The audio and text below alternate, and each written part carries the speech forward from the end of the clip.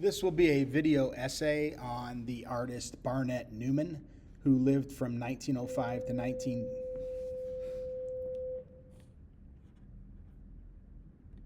This will be a video essay on the artist Barnett Newman, who lived from 1905 to 1970, did a lot of work in the 50s and the 60s, a little bit in the 40s as well, but really found his style in the 50s and 60s, and he belonged to the abstract expressionist movement. Everything I say in this article is not researched. This is simply my opinion of his artworks. So the first one that we're going to look at shows the typical Barnett Newman, which is large fields of color that are broken up by what he called zips. Those would be the vertical lines that are running down the several places in this artwork. It is huge. I don't know that if you can tell that from the picture or not, but when people sit in front of it, you could probably stack about 10 or 11 people across horizontally the bottom of that artwork.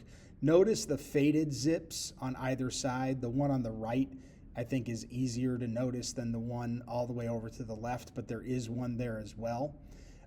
You've got a white zip on the left, and then you've got a black zip on the right, and then the rest of it is red. I think that my opinion of this would be that, you know, the dichotomy between white and black, white equaling innocence, white equaling good, black equaling experience, black equaling, probably bad. But I think innocence and experience is the theme here. So as we move from left to right, we grow with this painting. We can't take it all in at once. Our eyes could not possibly fix this entire painting in at one time. So we are moving across left to right, and we are getting less innocent and growing up and becoming experienced as we move through the artwork. The second artwork is similar to the first. I found an image with a person sitting in front of it so that you get an idea of just how huge these are, because I know the inclination of a lot of people is to say, well, I could have done that. Well, number one, I don't think that you could, because I don't think you could stretch the canvas. I also don't think that you could saturate the canvas. That's not one coat of paint. That's many, many, many coats of paint to saturate the canvas. And also, it was his idea. He came up with it first, and I think that means a lot. Creativity means a lot, and people who copy Barnett Newman's work, I mean, is it possible to copy this? I think any good artist could probably copy this work. I don't think that I could, but I think someone with artistic abilities could. But you would just be copying the idea. It wouldn't be your own original idea.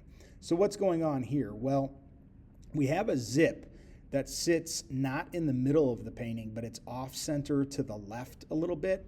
And I think that one of the things about Newman that he brings is he brings balance in his artwork, and yet this one is a little off balance. It's a little off kilter. Now, he's got the faded zip to the right, and if we were to saw off everything to the right of the faded zip, then I'm pretty sure the white zip, the thicker vertical line, would then be centered.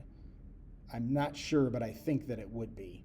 But one of the things that I like about Newman is the surety that I get, the balance that I get. I look at Newman and I understand his work. It brings a sense of spirituality to me. It brings a sense of peace to me. And it brings a sense of surety and balance to me. I know what I'm looking at when I look at a Barnett Newman. Also notice that the blue is saturated more in some places than in others, which reminds me a little bit of a sky or maybe even the ocean. I don't think that he was necessarily going for that. I think that his overall theme is spirituality, not religion, but spirituality.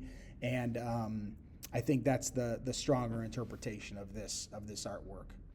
So I put three artworks on the same page because all of these are much less balanced than the first two that we looked at. The zips in the gray and the maroon or the rust-colored are not as straight. They are not as smooth as the zips that we've seen before. And even though the zip in the black and white painting is solid and straight, it does not extend to the bottom of the painting. And also, of course, then the painting itself is not balanced, right? There's some black and some white, and he chose to leave some of the canvas unpainted. So I would argue that perhaps Newman, and again, this is not research, this is my own opinion, but I would argue that perhaps Newman was going through a phase in life where he wasn't as mentally prepared to paint these paintings as he might have been in other areas of his life. I would argue that perhaps this was a downturn in his life, that there was something depressing going on, that he was not in the best of spirits. And so these paintings reflect his mind and his psychological state at the time. One of his most important works is called Stations at the Cross, and this is at the National Gallery of Art in Washington, D.C. And there are 12 of these. I couldn't find a good picture that showed you all 12, but here are, looks like 9 of them. And they are meant to represent the Catholic Stations at the Cross. You can see that there's a bench there so that people can, and also in this gallery, it's the only thing in the entire gallery. So it's almost something like a place of solitude, a place of peace.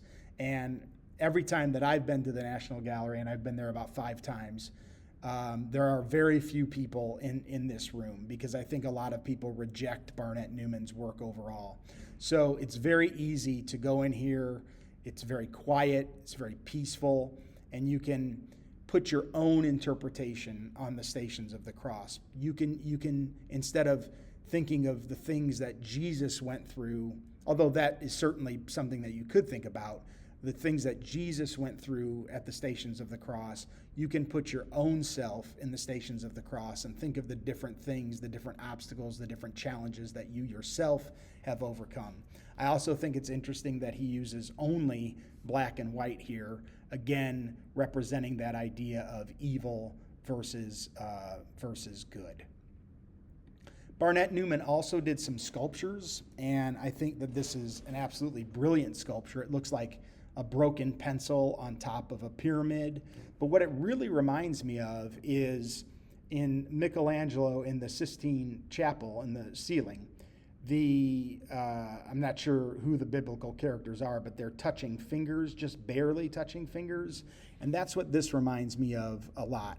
And so I see this as an example of love, as an example of how precarious love can be, but also how balanced love can be if we can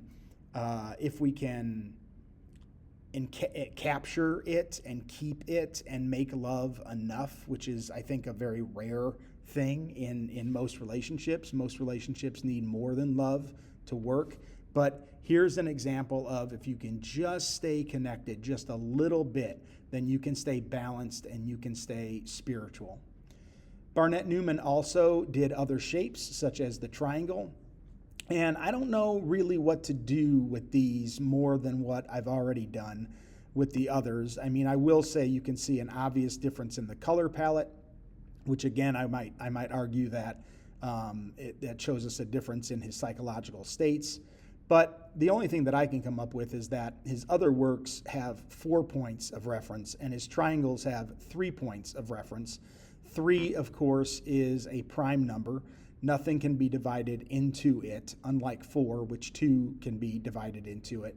So 4 is not a prime number, but 3 is.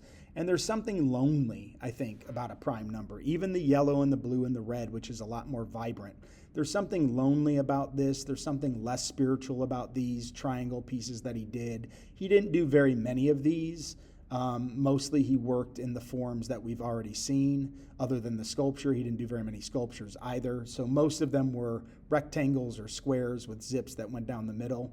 Notice that there are 3 zips in the first triangle and only 1 zip in the second triangle. So he does create 4 sections in the first triangle, which again might be why it's vibrant. Perhaps we're not supposed to focus on the 3 points, but instead the 4 sections, and therefore we would still have a prime number.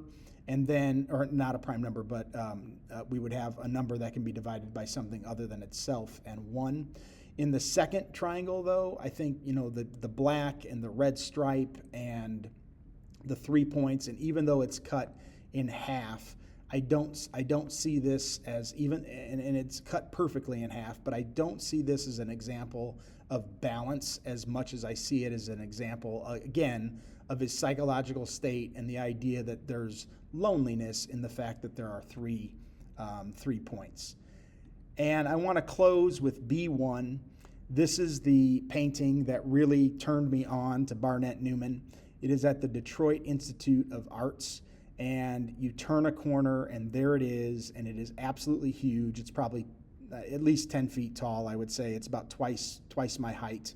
And you go up to it, and if you're close enough to it, if you go up, there's a line that stops you from getting too close to the painting. But if you go up to that line, this painting becomes your world.